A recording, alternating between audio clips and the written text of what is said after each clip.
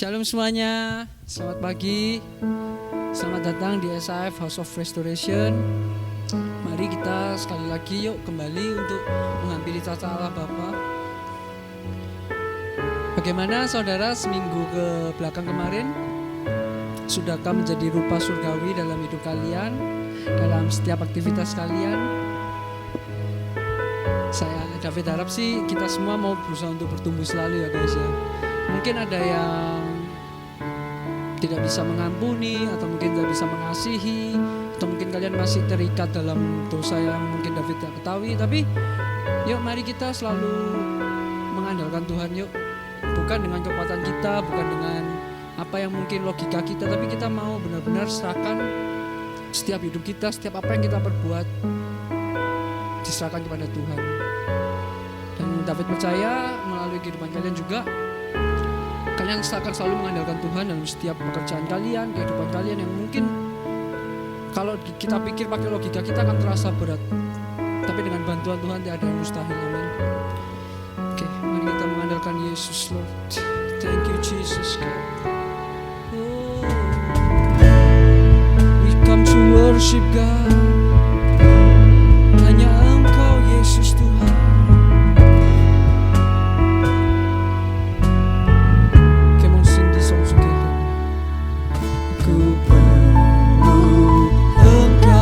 Yesus, haus jiwaku menantikanmu. Ku percaya kau penuh pengharapanku di dalam-Mu. Sekali lagi kami katakan, Ku perlu Engkau Yesus, haus jiwaku menantikanmu. Ku percaya kau penuh pengharapanku di dalam-Mu. Yesus hanya Kau yang ku andalkan, melebihi siapapun juga. Yesus hanya Kau yang ku percaya di setiap waktu. Tiada yang ku andalkan selain Kau, Yesus. benar Tuhan, hanya Engkau yang kami andalkan. Thank you Jesus. Come on, sing this song.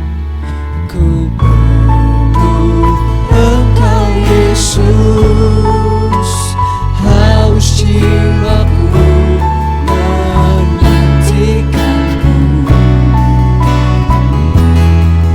Ku percaya kau penuh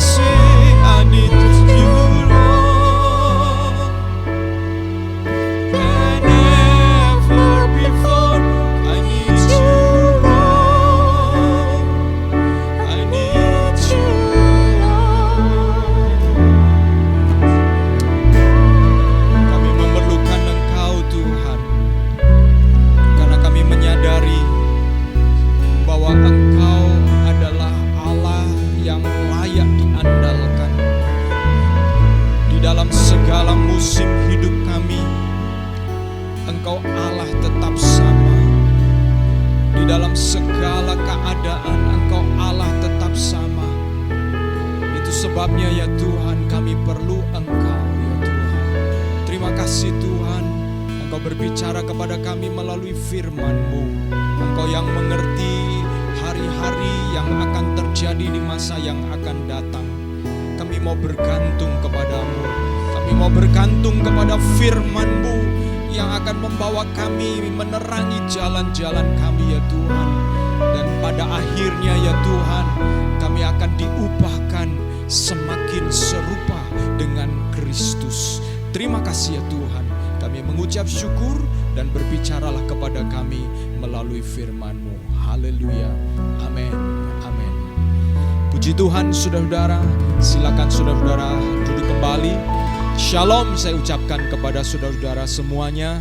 Kiranya Tuhan memberikan kekuatan, kesehatan kepada setiap saudara-saudara untuk tetap beraktivitas, untuk tetap menghadapi pertempuran hidup ini. Dan dengan pertolongan Tuhan, saudara akan beroleh kemenangan. Amin, saudara-saudara. Haleluya. Saudara-saudara, pagi hari ini saya mau mengajak kita untuk bersama-sama kembali merenungkan firman Tuhan.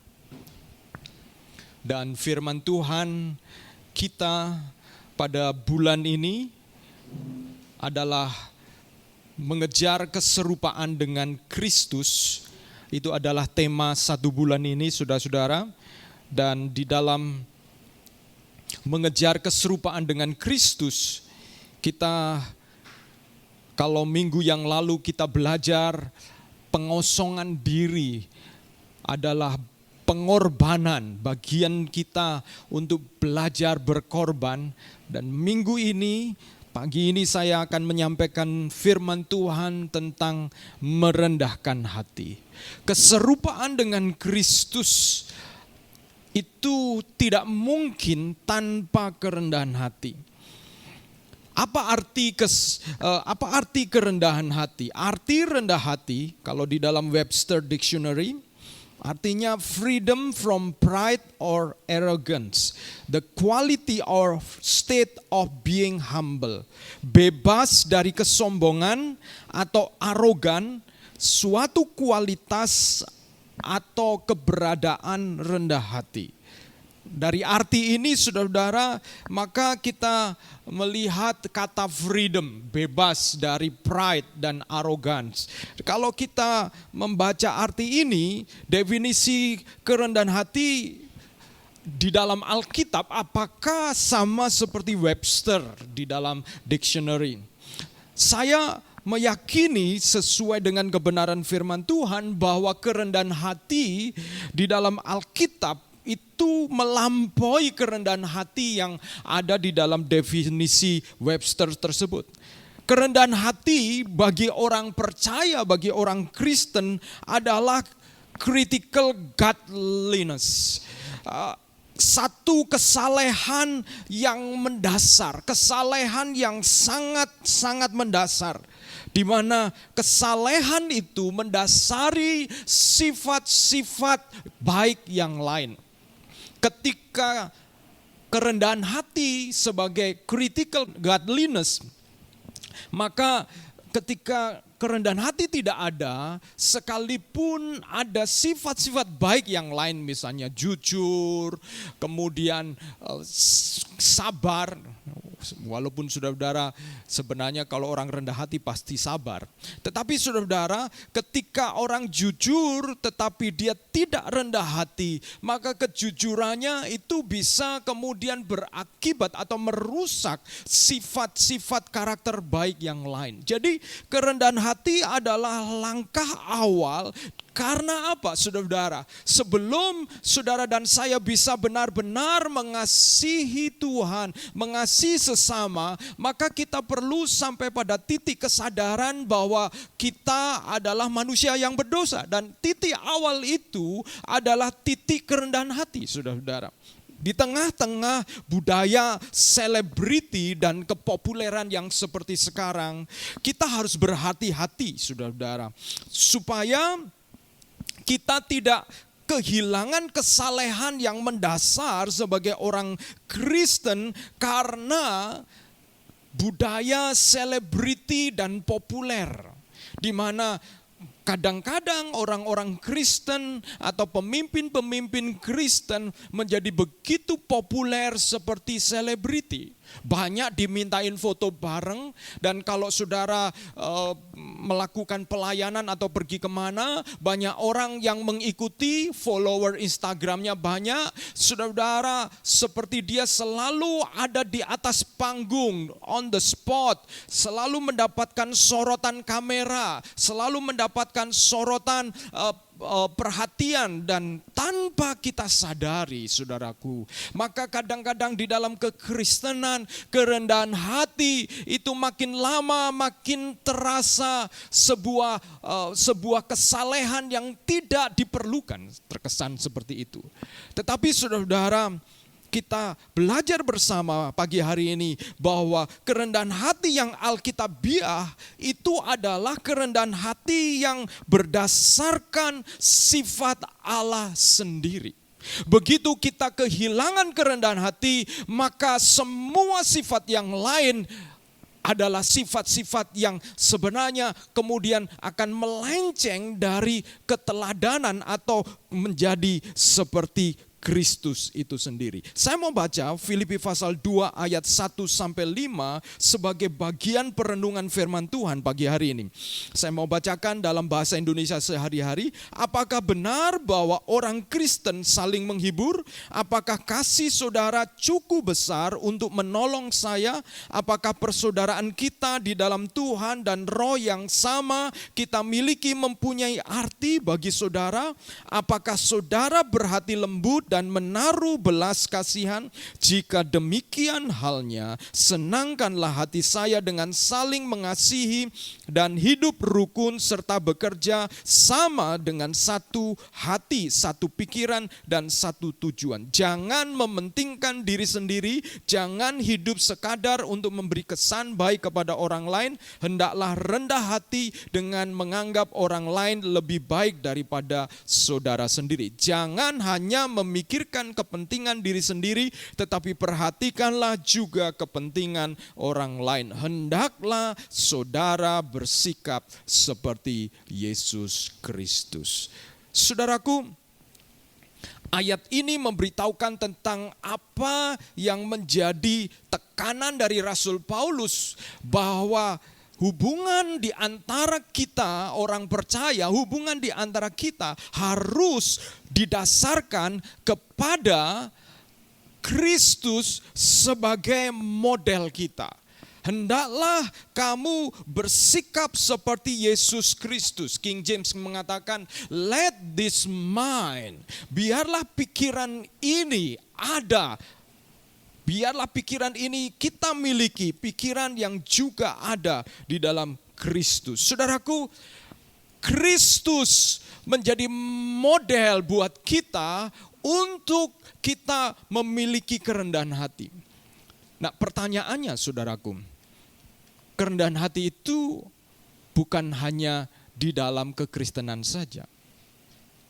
Di dalam agama yang lain, kerendahan hati juga diajarkan.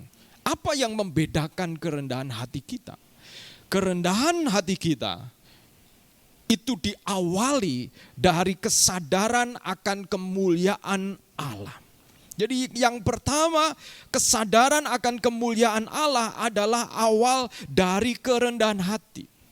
Saudaraku, kerendahan hati itu bukan sebuah sikap di mana kita seolah-olah berusaha mengejarnya. Aku belajar rendah hati. Rendah hati adalah respon akan kemuliaan Allah, respon akan kehormatan Allah yang luar biasa. Yang mengajarkan kerendahan hati bukan hanya kekristenan.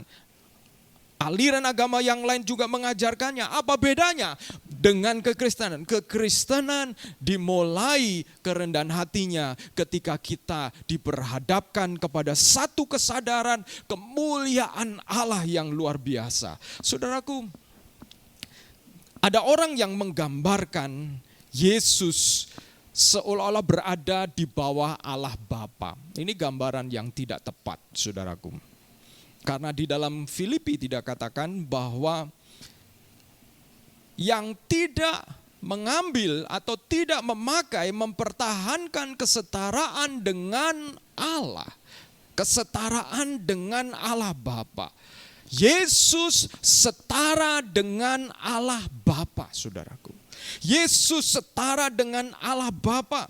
Dan kadang-kadang kita punya gambaran ini Allah Bapa, ini Allah Anak di bawah Allah Bapa, dan kemudian Roh Kudus, saudara-saudara. Saudara, itu gambaran yang tidak tepat, tidak sesuai dengan Alkitab gambarkan. Yesus sama mulianya dengan Allah Bapa, saudara-saudara. Tetapi Yesus kemudian memilih untuk tidak menganggap kesetaraannya dengan Allah Bapa sebagai milik yang harus dipertahankan. Lalu Yesus turun ke dunia mengambil rupa seorang hamba. Sehingga kadang-kadang kita ini menggambarkan di dalam pikiran kita tentang Yesus itu seolah-olah lebih rendah di dalam obrolan kita. Kadang-kadang mungkin kita bercanda tentang Yesus. Kadang-kadang kita bahkan ketika datang kita seperti menganggap Yesus adalah sahabat. Itu benar. Jesus is my friend, itu juga benar. Tetapi saudaraku, jangan sampai kita kehilangan satu gambaran bahwa Yesus itu juga adalah Allah yang mulia. Karena keserupaan dengan Yesus itu juga didasarkan kepada kesadaran ketika berbicara tentang rendah hati. Kesadaran bahwa Yesus itu mulia. Saya mau tunjukkan ini kepada saudara-saudara. Tadi Filipi pasal 2 yang mengatakan bahwa dia tidak menganggap keserupaan dengan Allah itu sebagai milik yang harus dipertahankan. Kehormatan dan kemegahan Yesus sebagai Allah itu luar biasa. Allah ada di surga, dilayani oleh para malaikat, tetapi kemudian turun ke dunia. Kalau saudara membaca kisah kelahiran Yesus, Yesus lahir di antara orang-orang yang rendah hati. Pada waktu Maria, waktu dia hamil, dan dia sebelum hamil datanglah malaikat, lalu kemudian malaikat itu memberitahu bahwa engkau akan mengandung seorang anak laki-laki. Dan Maria kemudian dia tidak bisa mengatakan apa-apa selain mengatakan jadilah seperti perkataanmu. Kerendahan hati menjadi awal dari kelahiran Yesus. Yusuf rendah hati. Ketika Yusuf mendengar Maria mengandung dan dia sadar bahwa bukan oleh karena dirinya tunangannya ini mengandung. Dia ingin menceraikannya diam-diam. Perhatikan. Dia ingin menceraikan Maria diam-diam. Tetapi ketika malaikat Tuhan datang kepada dia, Yusuf yang rendah hati, dia tetap kemudian tidak meninggalkan Maria, bahkan sampai pada akhirnya Yesus dilahirkan. Saudaraku, Yesus adalah gambaran Allah yang turun ke dunia, gambaran pribadi Allah yang rendah hati. Tetapi jangan lupa, Yesus adalah Allah yang mulia. Begitu kita menyadari kemuliaannya, kehormatannya, maka kita akan juga menyadari bahwa kerendahan hati kita itu ketika kita mengikuti keserupaan dengan Yesus adalah satu value, satu nilai yang berbicara juga tentang demonstrasi kemuliaan Kristus melalui saya dan saudara-saudara. Saya mau tunjukkan kepada kita di dalam Yohanes pasal 12, ketika orang-orang Yohanes pasal 11, Yesus membangkitkan Lazarus. Mujizat yang luar biasa menghebohkan saudara-saudara. Di Betania dekat Yerusalem, Yesus membangkitkan Lazarus, dan ini sebuah berita yang menggoncangkan sampai ke Yerusalem sehingga orang-orang Farisi ahli Taurat ingin mencari Yesus dan membunuh Yesus. Pasal 12 kemudian saudara-saudara dikatakan oleh firman Tuhan mulai ayat 37. Dan meskipun Yesus mengadakan begitu banyak mujizat di depan mata mereka, namun mereka tidak percaya kepadanya. Saya mau baca sampai ayat 43. Supaya genaplah firman yang disampaikan oleh Nabi Yesaya. Tuhan, siapakah yang percaya kepada pemberitaan kami dan kepada siapakah tangan kekuasaan Tuhan dinyatakan. Karena itu mereka tidak dapat percaya sebab Yesaya telah berkata, Ia telah membutakan mata dan mendegilkan hati mereka, supaya mereka jangan melihat dengan mata dan menganggap dengan hati, lalu berbalik sehingga aku menyembuhkan mereka. Hal ini dikatakan oleh Yesaya karena ia telah melihat kemuliaannya dan telah berkata-kata tentang dia. Namun banyak juga di antara pemimpin yang percaya kepadanya, tetapi oleh karena orang-orang Farisi, mereka tidak mengakuinya berterus terang supaya mereka jangan dikucilkan. Sebab mereka lebih suka akan kehormatan manusia daripada kehormatan Allah.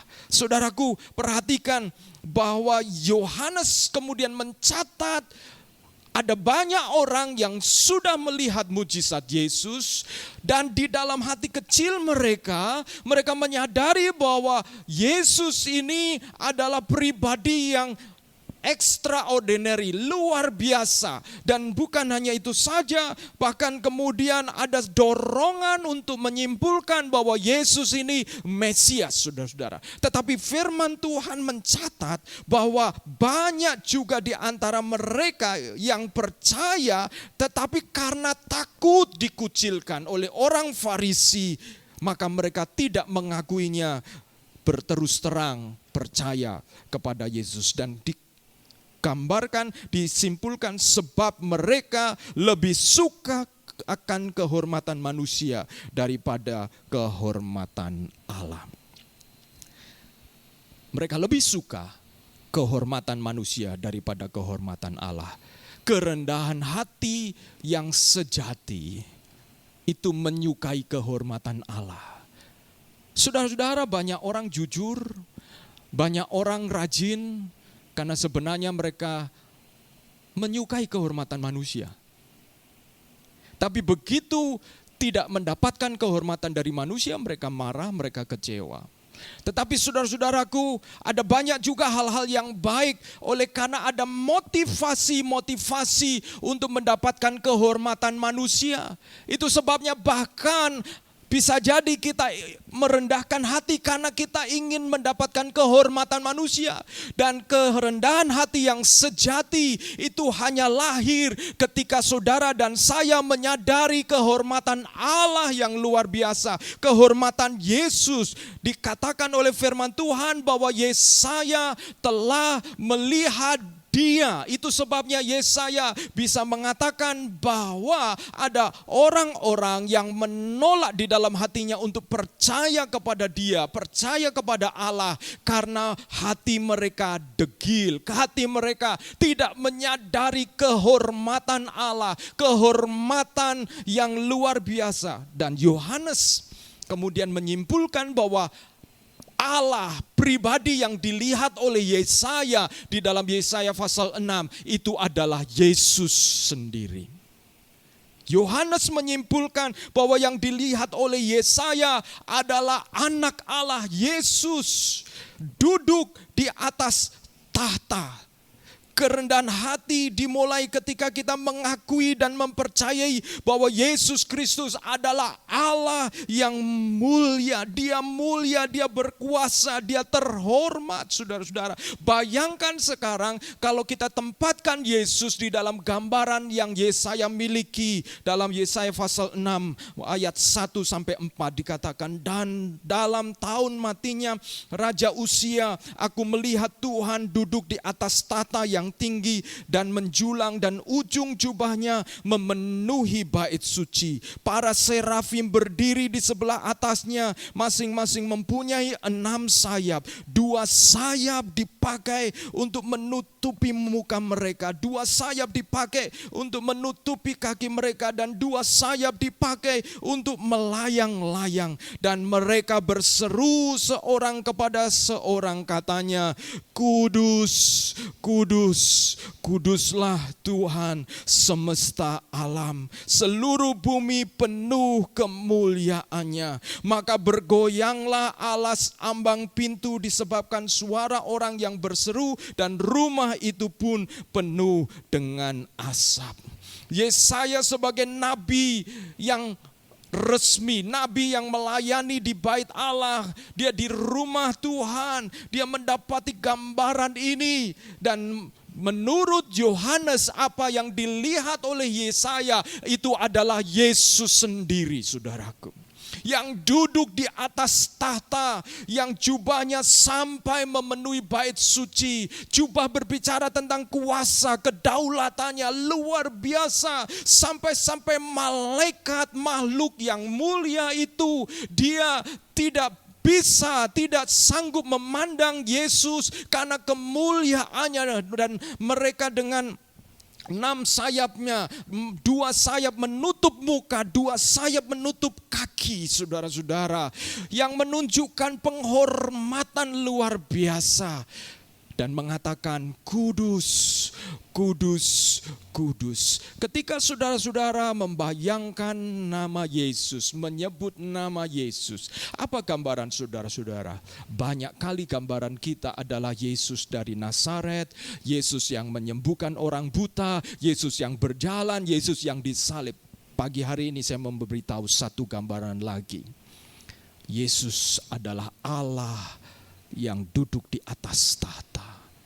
Dan ketika saudara mengatakan, Tuhan Yesus, aku mau serupa dengan Engkau, saudara harus menyadari bahwa Engkau sedang ingin serupa dengan pribadi yang mulia.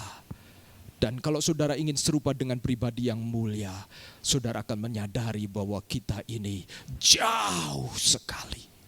Disitulah kerendahan hati lahir, saudara-saudara. Ketika saya menyadari bahwa ketika saya mengatakan, Tuhan Yesus, saya mau belajar serupa dengan Engkau. Saudara, saya membayangkan Yesus yang berjalan di pantai, menolong orang, menghardik angin topan, marah kepada orang Farisi. Itu benar di dalam kitab Injil. Tapi pagi hari ini saya mau tambahkan di dalam firman Tuhan, sebagaimana yang Yohanes sampaikan.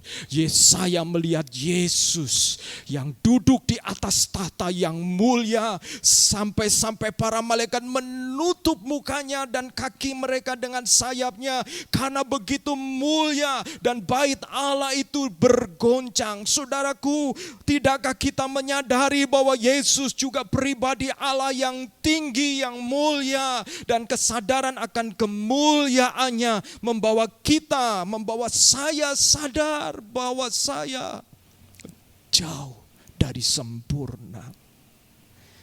Saya sadar bahwa saya perlu Yesus untuk menolong saya, untuk bisa serupa dengan Dia.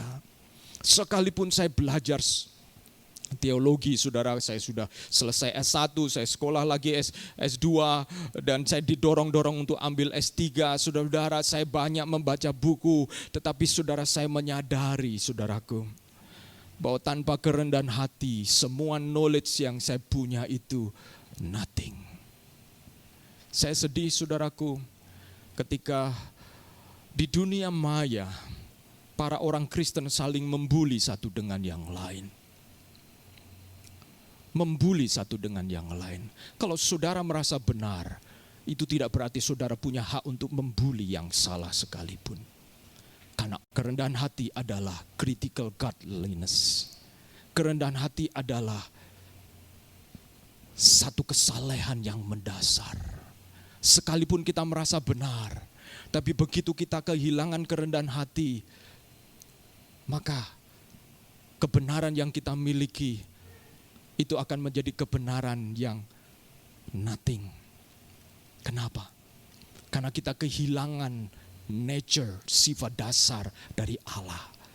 Inilah yang menolong kita. Mengapa Yesus mengatakan jangan saling menghakimi? Bukan hanya karena penghakiman adalah hak Tuhan, tetapi karena Yesus mengajar kepada kita bahwa ketika kita rendah hati, kita akan berpikir mengutamakan orang lain. Kita akan berpikir kepentingan orang lain.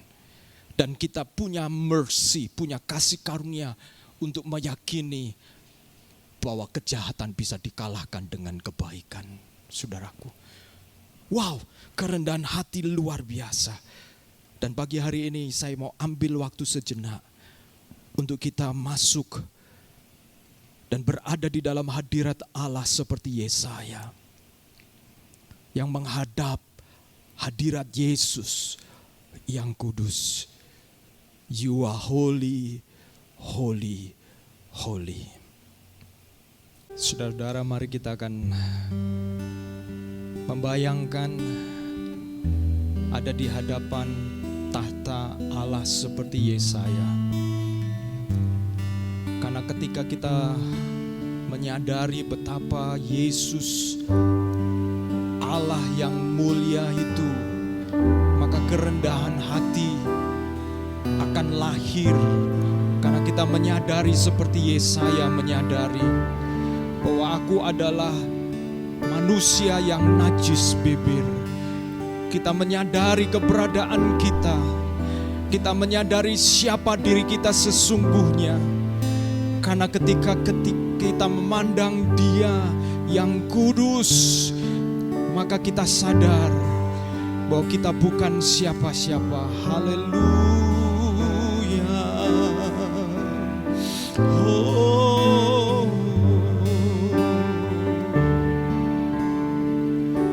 you are holy, holy. Lord, there is none like you. You are holy. You are holy, holy, holy. Glory to you, my Lord. You are holy. You are holy, amen. Holy. No, there is none like you. You are holy, holy.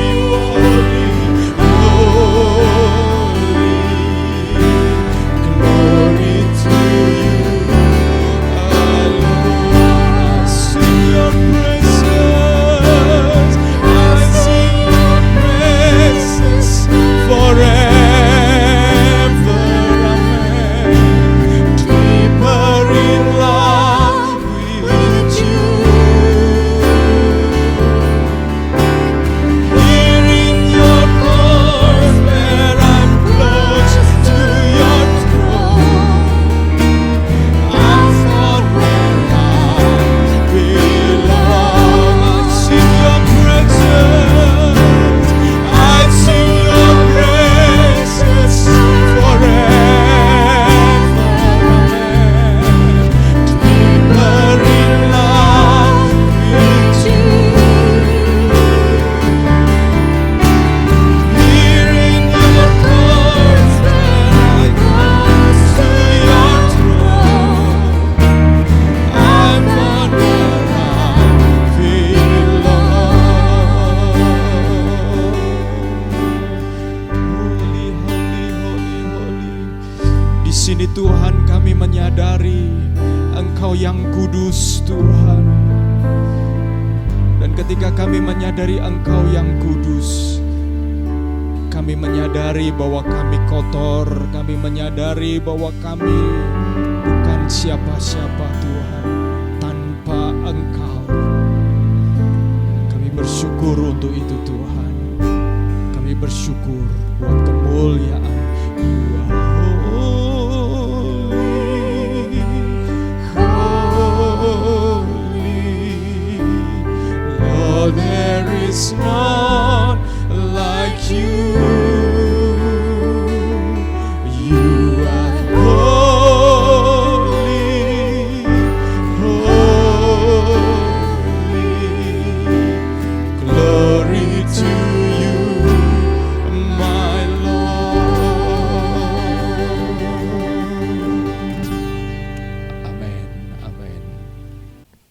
Tuhan, saudara-saudara, ketika kita menyadari tentang kekudusannya, tentang kemuliaannya, kehormatannya. Orang yang rendah hati adalah orang yang menyukai kehormatan Allah daripada kehormatan manusia. Ketika kita menyukai kehormatan Allah, maka segala motivasi kita itu dimurnikan, saudaraku. Dan yang kedua, saudara-saudaraku, merendahkan hati di tengah krisis. Ketika kehidupan menjadi semakin sulit, sangatlah mudah untuk kita mulai memperhatikan diri kita, memperhatikan ke dalam, inward. Bicara tentang aku perlu, aku capek, aku begini, aku begitu. It's all about me, saudara-saudara. Di tengah-tengah pandemik ini, begitu banyak masalah, begitu banyak kesulitan, sehingga kita mulai berpikir aku, it's all about me. Akhirnya kita mulai mengasihani diri sendiri, saudaraku. Bagaimana merendahkan hati di tengah krisis. Tetapi saudaraku, kita lihat tadi Filipi, bahwa cara kita disembuhkan justru bukan berpikir terus tentang diri kita. Cara kita dipulihkan di tengah krisis ini bukan terus memikirkan diri kita, tetapi kita mulai memikirkan orang lain. Kerendahan hati itu terjadi ketika kita mulai bukan inward looking, bukan melihat terus ke dalam, tetapi kita belajar melihat keluar. Saudara-saudaraku, itulah yang dikerjakan Kristus. Yesus tidak tinggal saja di surga, dia melihat manusia, dia turun. Dan ketika dia turun, maka saudaraku, dia mengambil rupa seorang hamba. Tuhan meminta kita memikirkan orang lain. Di dalam terjemahan bahasa Inggris dipakai kata significant. Memikirkan orang lain lebih penting, lebih signifikan. Lakukan, saudara-saudara, di tengah-tengah krisis ini, ketika kita mengasihani diri terus-menerus, kita bisa kehilangan kerendahan hati. Karena kita lupa tentang orang lain, saudaraku. Dan di dalam Filipi diingatkan, untuk kita memikirkan, jangan mementingkan diri sendiri, jangan hidup sekedar untuk memberi kesan baik kepada orang lain. Hendaklah rendah hati dengan menganggap orang lain lebih baik daripada saudara sendiri, lebih signifikan. Jangan hanya memikirkan kepentingan diri sendiri, tetapi perhatikanlah juga kepentingan orang lain. Menurut saya dan saudara-saudara, apakah manusia berdosa lebih signifikan daripada Yesus? Tidak. Yesus lebih signifikan. Tapi Yesus memutuskan untuk menganggap manusia yang berdosa signifikan. Itu sebabnya di dalam kitab Roma dikatakan bahwa di dalam firman Tuhan dikatakan bahwa dia mati ketika manusia dalam keadaan berdosa. Yesus menganggap saudara dan saya signifikan, bukan karena kita lebih baik, bukan karena kita suci, tetapi karena dia memilih, memutuskan untuk mengasihi saudara dan saya. Membuat orang signifikan itu bukan berarti mereka lebih baik, bukan juga, saudara-saudara, tetapi kita menyadari bahwa ketika kita memilih untuk mengasihi mereka dan memberikan sesuatu yang baik buat mereka, kerendahan hati itu menjadi sikap yang kita miliki karena telah dikerjakan oleh Kristus kepada saya dan saudara-saudara. Di tengah-tengah krisis ini, marilah kita tidak melulu memperhatikan diri kita terus. Kita melihat keluar, karena kerendahan hati itu terjadi ketika kita melihat keluar.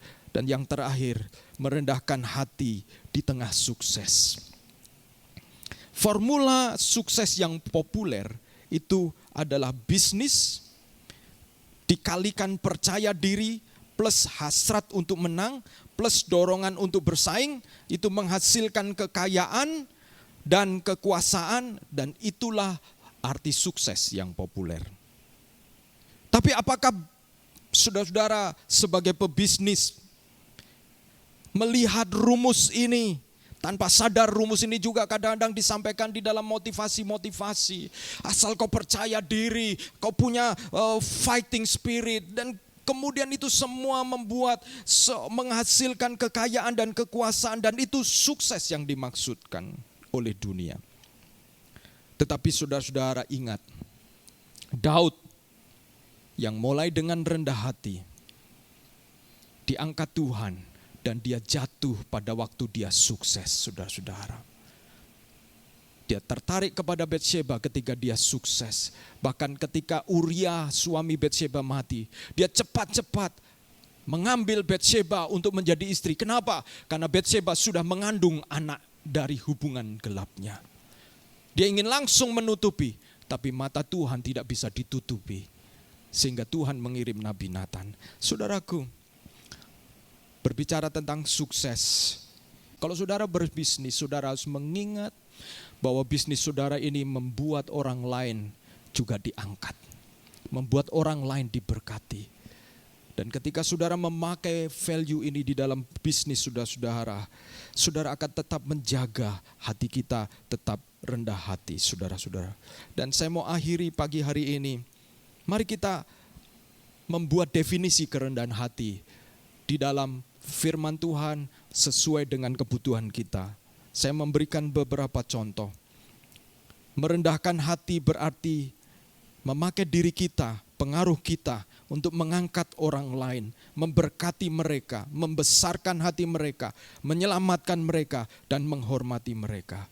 Merendahkan hati itu berarti mau mengambil balok di mata sendiri sebelum melihat selumbar di mata orang lain. Saya mengajak kita untuk membuat definisi-definisi kerendahan hati yang akan menyelidiki hidup kita sehingga kita semakin serupa dengan Kristus. Mari saya mengundang pemain musik untuk maju ke depan. Haleluya.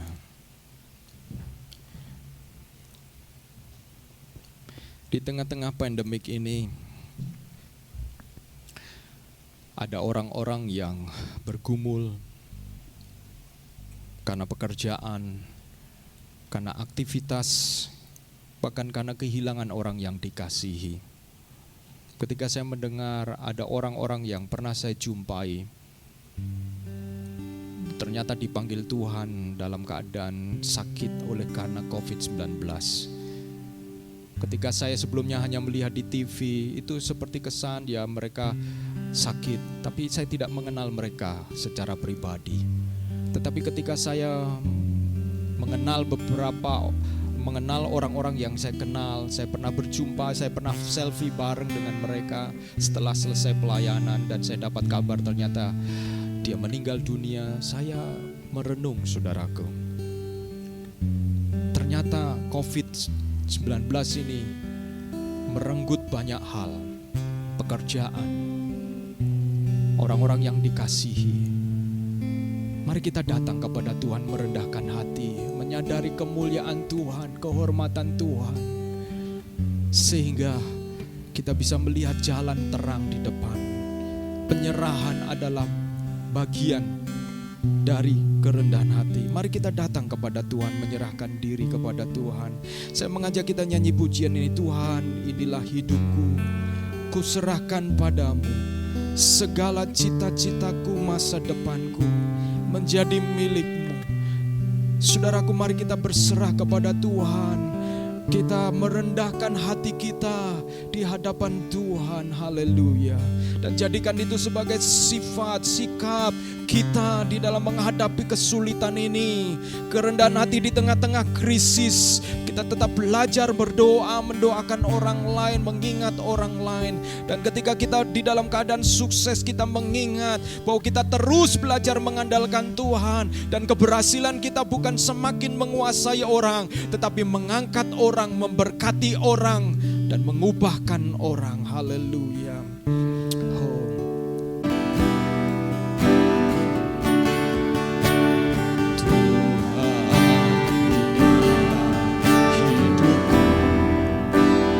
Serahkan padamu, ku serahkan padamu segala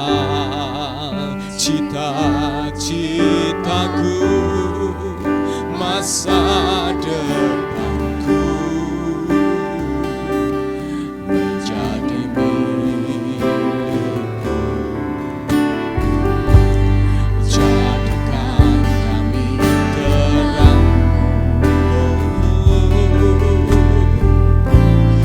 di tengah gelap dunia,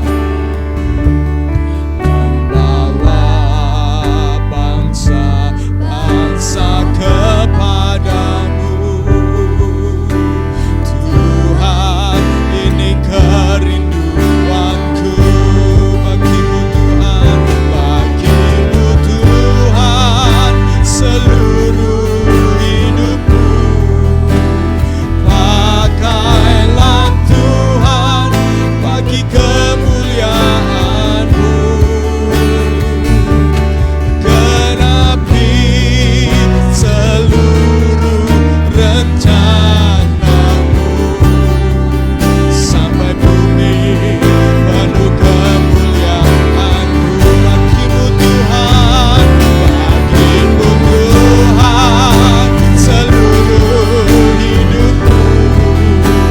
Pakailah Tuhan bagi kemuliaan-Mu. Genapi seluruh rencana-Mu sampai bumi penuh kemuliaan. Saudaraku yang kekasih, kerendahan hati bukan sesuatu yang menarik menawan bagi dunia ini, tetapi firman Tuhan dengan tegas mengatakan bahwa mata Tuhan membenci orang-orang sombong, dan Tuhan menunjukkan matanya kepada orang-orang yang rendah hati. Kerendahan hati itu selalu menarik Tuhan, saudaraku. Kerendahan hati selalu memikat Tuhan, karena di sanalah sifat anak Allah, sifat Yesus itu tercermin di dalam setiap orang yang rendah hati. Mari kita akan mengoreksi diri kita. Mari kita terbuka dan kita belajar menyukai kemuliaan kehormatan Tuhan, sehingga kita semakin disadarkan bahwa kita adalah hanya debu tanah yang Tuhan layakkan diangkat menjadi anak-anak Allah. Amin. Haleluya. Bapa di dalam surga, kami mengucap syukur pagi hari ini. Hamba-Mu berdoa, Engkau akan menolong setiap jemaat agar menjadi pribadi-pribadi yang rendah hati. Ada banyak ketegangan, pertengkaran akan selesai ketika kedua pihak rendah hati. Ada banyak pembentukan akan berhasil ketika ada kerendahan hati. Bahkan Tuhan, kemuliaan kehormatan-Mu akan semakin nyata ketika sifat Kristus yang rendah hati itu lahir di dalam setiap kami, Tuhan. Terima kasih ya Tuhan. Terima kasih Tuhan. Kiranya Engkau akan menolong kami, merubah paradigma kami, merubah cara pandang kami tentang apa itu kesuksesan, sehingga kami mulai belajar menghidupi, berjuang di dalam dunia untuk menjadi sukses, tetapi dengan firman Tuhan, di mana kerendahan hati semakin kami dinaikkan, semakin kami menjadi takut dan gentar kepada Engkau ya Tuhan, sehingga kami tetap sampai pada tujuan. Demikian juga bagi kami yang di tengah-tengah krisis, di tengah-tengah keadaan yang sulit, Tuhan tolong supaya kami tidak hanya memperhatikan aku, saya. Kami mulai belajar untuk memandang keluar. melakukan kebaikan-kebaikan, sekalipun itu tidak begitu banyak, tapi kami memutuskan untuk melihat orang lain signifikan. Bukan karena mereka mungkin dianggap penting oleh dunia ini, mungkin dianggap terhormat oleh kami sekalipun, tetapi karena kami mau meneladani Yesus yang memandang manusia yang berdosa itu signifikan untuk dia turun tinggalkan surga dan mengambil rupa seorang hamba. Terima kasih Tuhan, Engkau menemplak kami dengan kebenaran ini. Ampuni kami Tuhan, ampuni kami ya Tuhan, kalau untuk sesaat kami mungkin merasa lebih benar, lebih baik, padahal kami dibandingkan kemuliaan dan kehormatan-Mu. Yesaya pun seorang nabi masih bisa mengatakan, aku ini najis bibir Tuhan. Terima kasih Tuhan, kami bersyukur buat firman-Mu. Saudara-saudaraku yang kekasih, bangkitlah berdiri bersama-sama dan mari kita akan mengakhiri ibadah kita pagi hari ini. Angkatlah tanganmu dan terimalah berkat Tuhan. Kiranya Tuhan menyinari engkau dengan wajah-Nya dan memberikan engkau berkat dan memberikan engkau terang-Nya untuk menerangi hatimu. Sisi-sisi yang engkau sembunyikan diterangi oleh firman Tuhan. Dan dengan keterbukaan dan kesadaran, cahaya kemuliaan Allah akan menerangi dan menyadarkan setiap engkau dan saya bahwa kita hanyalah hamba. Kita hanyalah anak yang telah diangkat dari hamba dosa, tetapi engkau angkat menjadi anak. Diberkatilah studimu, diberkatilah pekerjaanmu, dan diberkatilah usahamu, diberkatilah hubunganmu, diberkatilah perjalanan imanmu, dan diberkatilah pelayananmu, diberkatilah ketika engkau belajar menolong orang lain untuk menjadi lebih dekat dengan Tuhan. Diberkatilah dengan kasih yang kuat, supaya ada ketetapan hati yang tak tergoyahkan. Dan terimalah seluruh berkat dan damai sejahtera dari Allah Bapa, serta kasih sayang dari Tuhan Yesus Kristus, dan persekutuan oleh karena Roh Kudus, sampai engkau dan saya menanti-nantikan Tuhan dengan rendah hati. Dan Yesus datang kali yang kedua, kita semua didapati Tuhan setia. Haleluya. Tuhan memberkati kita. Amin. Amin. Puji Tuhan saudaraku, Tuhan memberkati saudara-saudara, dan happy Sunday. God bless you all. Haleluya. Shalom teman-teman, selamat siang. Terima kasih buat teman-teman yang sudah hadir dan ikut berpartisipasi dalam YouTube channel kita di SAF. Pada hari ini mari saya mengencourage teman-teman untuk bisa memberikan persembahan yang terbaik untuk Tuhan. Persembahannya bisa ditransfer melalui rekening di bawah ini. Saya akan mengumumkan juga berbagai kegiatan untuk minggu depan di dalam SAF. Yang pertama, kita ada kegiatan MOR yang setiap hari Selasa jam 8 malam di IG Live Instagram kita, yaitu @SIFSBY. Berikutnya, kami juga ada kegiatan KTB yang akan selalu diadakan setiap hari Kamis, dan nanti KTB-nya akan diinformasikan di dalam grup line masing-masing KTB. Nah, bagi teman-teman yang belum bisa join atau mau join, kalian bisa langsung DM kita di SAF SBY di Instagram kita melalui DM. Yang terakhir, saya ucapkan terima kasih buat teman-teman yang selalu berpartisipasi dan setia dalam YouTube channel SAF. Saya berharap teman-teman tetap setia di tengah pandemi ini dan kalian bisa menjadi berkat serta merenungkan firman Tuhan dan menjadi berkat bagi orang-orang di sekitar. Terima kasih, God bless, sampai jumpa minggu depan.